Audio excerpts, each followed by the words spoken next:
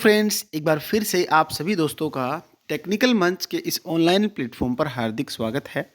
जो भी साथी हमारे साथ जुड़े हुए हैं और आज आपको ट्रांसफॉर्मर जो चैप्टर है उससे कुछ जो इम्पोर्टेंट ऑब्जेक्टिव टाइप क्वेश्चंस बनते हैं उनकी हम करेंगे प्रैक्टिस। जो भी साथी हरियाणा के अंदर LM SA GSO JE level की तैयारी कर रहा है और अपने आप लेवल को चेक कर सकते हो। जिन्होंने ट्रांसफॉर्मर चैप्टर जो है वो कंप्लीट कर लिया तो वो अपने लेवल को चेक करना भी आपको कितने क्वेश्चंस इसमें से सही हो रहे हैं। ठीक है, चलिए देखते हैं क्वेश्चन नंबर 1। तो क्वेश्चन नंबर 1 आपके सामने है, आराम से क्वेश्चन को पढ़िए, क्या कुछ दिया हुआ है। ठीक है, उसके बाद अपने आप कॉपी उठाना और कॉपी के अंदर काउंटिंग लिखना भी क्वेश्चन नंबर 1 का क्या आंसर था और आपने क्या आंसर किया, उसके बाद मैं आपको आंसर बताऊंगा इसका। ठीक है, देखिए काफ़ी अच्छा क्वेश्चन है। क्वेश्चन नंबर 1 क्या दिया है, ट्रांसफॉर्मर की जो कोर होती है उसमें किस प्रकार का फ्लक्स उत्पन्न होता है। सबसे पहले आप सभी को पता होना चाहिए, फ्लक्स की बात करें, फ्लक्स की इकाई होती है वेबर। आप सभी को ये याद रखना है और कई बार मैंने बता भी दिया है। ठीक है, तो किस प्रकार का फ्लक्स उत्पन्न होता है तो आप सभी को पता होना चाहिए, ट्रांसफॉर्मर की कोर के अंदर रोटेटिंग जो है टाइप का फ्लक्स होता है।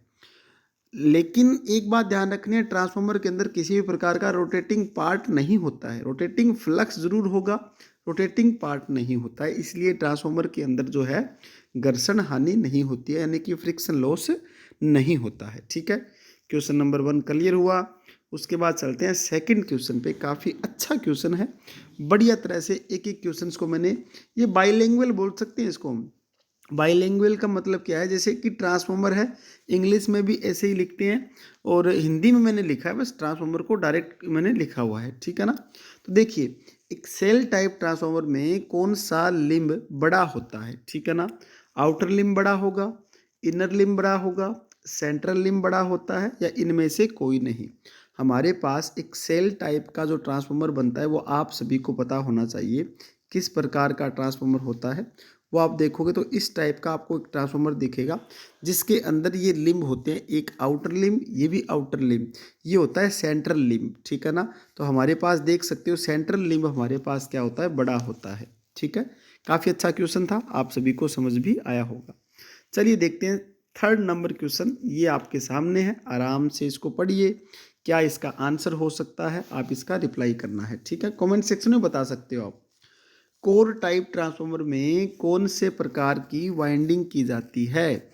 कोर टाइप की बात है ये। ठीक है ना, कोर टाइप ट्रांसफार्मर के अंदर किस प्रकार की हम वाइंडिंग करते हैं ये आप सभी को बताना है। ठीक है, बेलनाकार वाइंडिंग करते हैं, सैंडविच प्रकार की करेंगे, हेलिक्स प्रकार की होगी, या त्रिभुजाकार की होगी। ठीक है, तो कोर टाइप की हम बात करें तो कोर टाइप ट्रांसफार्मर के अंदर हम बेलनाकार जो प्रकार की वाइंडिंग करते हैं।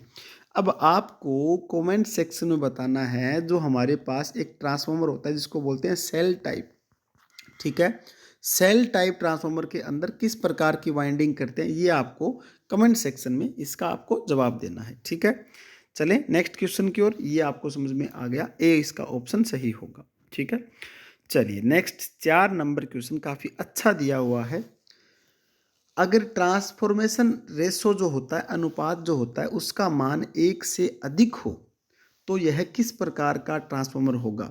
यहाँ पर आपको पता होना चाहिए, ट्रांसफॉर्मेशन रेशो की बात करें तो इसको हम के से लिखते हैं। ठीक है ना, के से, कई जगह पर के की जगह आपको ए भी लिखा हुआ हो सकता है। ठीक है ना, अनुपात का मतलब क्या होता है, लिखा मिलेगा V1/V2। ठीक है, उसके बाद लिखा मिलेगा E1/E2। इस तरह का आपने अनुपात देखा होगा, तो यही है ट्रांसफॉर्मेशन रेशो। ठीक है, अगर इनका मान 1 से अधिक हो तो वो हमारे पास किस प्रकार का ट्रांसफॉर्मर होगा, तो वो हमारे पास होता है स्टेप अप प्रकार का ट्रांसफॉर्मर होता है। ये आप सभी को पता होना चाहिए। ठीक है, चलिए नेक्स्ट क्वेश्चन की ओर। नेक्स्ट क्वेश्चन दिया हुआ है 5 नंबर क्वेश्चन आपके सामने है। 5 नंबर क्वेश्चन में क्या कुछ दे रखा है, ट्रांसफॉर्मर की दोनों वाइंडिंग के बीच रेजिस्टेंस होता है। काफ़ी अच्छा क्वेश्चन है, कई बार एग्जाम के अंदर पूछा भी गया है और काफ़ी कम बच्चों को पता भी होता है इसके बारे में। ठीक है, आपको बताना है कि ट्रांसफॉर्मर की जो दोनों वाइंडिंग है, यानी कि एक तो हमारे पास होती है प्राइमरी वाइंडिंग, एक होती है सेकेंडरी वाइंडिंग। ठीक है ना, तो अब देखिए ये हमारे पास क्या है, ये होती है प्राइमरी वाइंडिंग, ये हमने मान ली सेकेंडरी वाइंडिंग। वैसे तो जहाँ पर आप लोड लगाओगे वो होती है सेकेंडरी वाइंडिंग, और जहाँ से आप इनपुट दोगे वो होती है प्राइमरी वाइंडिंग। इन दोनों वाइंडिंग के बीच रजिस्टेंस कितना होगा ये पूछा गया है, ठीक है ना। तो आपका क्या आंसर है, एक बार आप अपना आंसर लिखिए, उसके बाद मैं आपको इसका आंसर बताता हूँ। इसका आंसर क्या रहेगा, अनंत होता है, इनफाइनाइट होता है इन दोनों के बीच में रजिस्टेंस, ठीक है। ये ध्यान रखना है आप सभी को, काफ़ी अच्छा क्वेश्चन है ये। चलिए 6 नंबर क्वेश्चन आप सभी को पता होना चाहिए क्या कुछ दिया हुआ है। अगर ट्रांसफॉर्मर में डीसी सप्लाई दी जाती है, कई बार एग्जाम के अंदर ये क्वेश्चन आया हुआ है और अच्छा क्वेश्चन भी है, आपको पता होना चाहिए। ट्रांसफार्मर में अगर हम डीसी सप्लाई दे देंगे तो क्या होगा, तो क्या प्रभाव पड़ेगा, आप सभी को पता होना चाहिए। प्राइमरी जो वाइंडिंग है वो क्या है, जल जाएगी, प्राइमरी वाइंडिंग बर्न हो जाती है, ठीक है ना। इसका रीज़न आप कमेंट सेक्शन में बता सकते हो कि प्राइमरी वाइंडिंग बर्न क्यों होती है, ठीक है। देखिए अगर कोई साथी हमारे साथ टेक्निकल तैयारी करना चाहता है, इस टाइप के क्वेश्चंस की आपको प्रैक्टिस करनी है या फिर थ्योरी पढ़नी है, तो LM SA WPO GSO JE level की आपको तैयारी करवाई जाएगी, 0 से लेकर टॉप तक, ठीक है। आप सभी को पता है डिवाइन स्टडी जो ऐप है ये ऑनलाइन माध्यम रहेगा। यहाँ इस ऐप को आप डाउनलोड करके आप हमारे साथ रेगुलर तरीके से जुड़ सकते हो। ऑफलाइन जो अगर आपको टारगेट बैच ज्वाइन करना है या फिर नॉर्मल बैच ज्वाइन करना है तो आपको दीवान सिंह एकेडमी हिसार में आना पड़ेगा, ठीक है। चलिए ये होगी बात। उसके बाद नेक्स्ट क्वेश्चन देखिए, ये रहा आपके सामने 7 नंबर। एक आइडियल ट्रांसफार्मर की एफिशिएंसी होती है।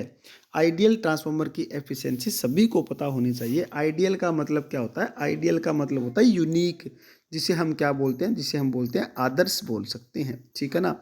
ये आइडियल ट्रांसफार्मर प्रैक्टिकली संभव नहीं है, ठीक है ना, प्रैक्टिकली में ये संभव नहीं होता। ये सिर्फ हम क्या है, इसे आइडियल मानते हैं, काल्पनिक होता है ये।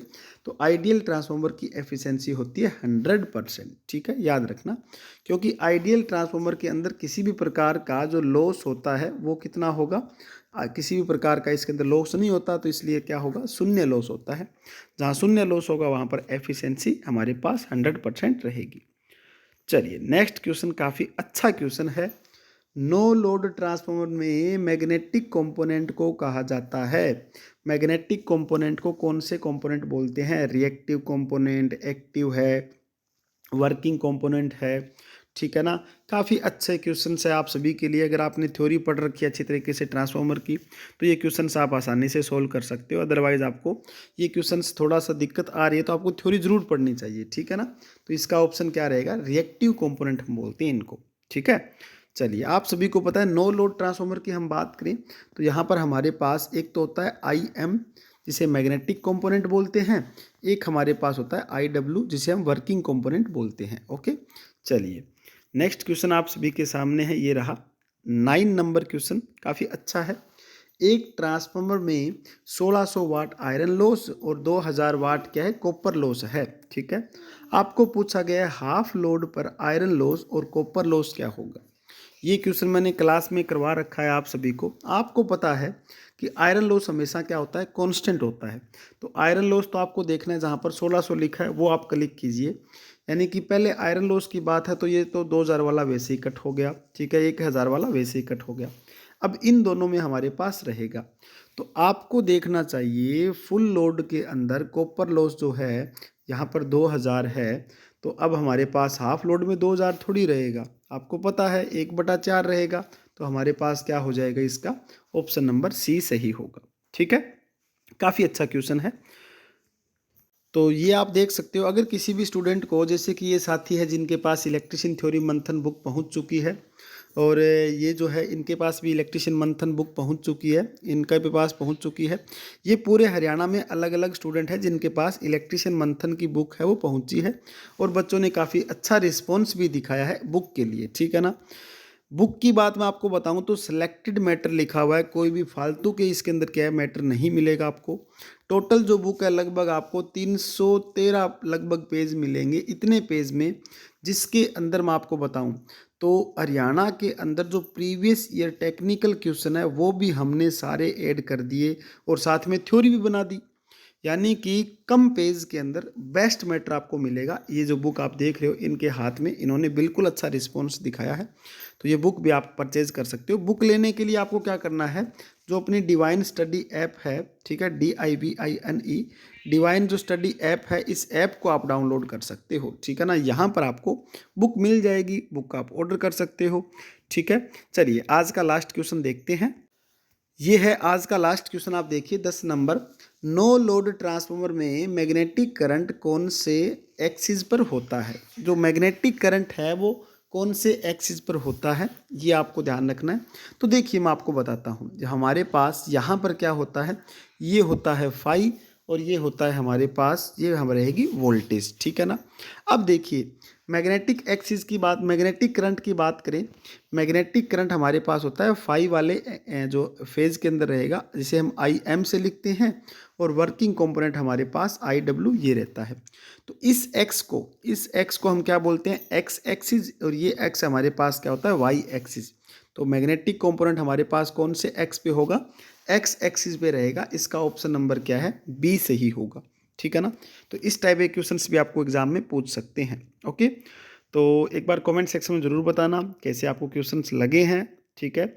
इसी तरह की और क्वेश्चंस की प्रैक्टिस करने के लिए आप हमारे साथ डिवाइन स्टडी ऐप पे जुड़ सकते हो।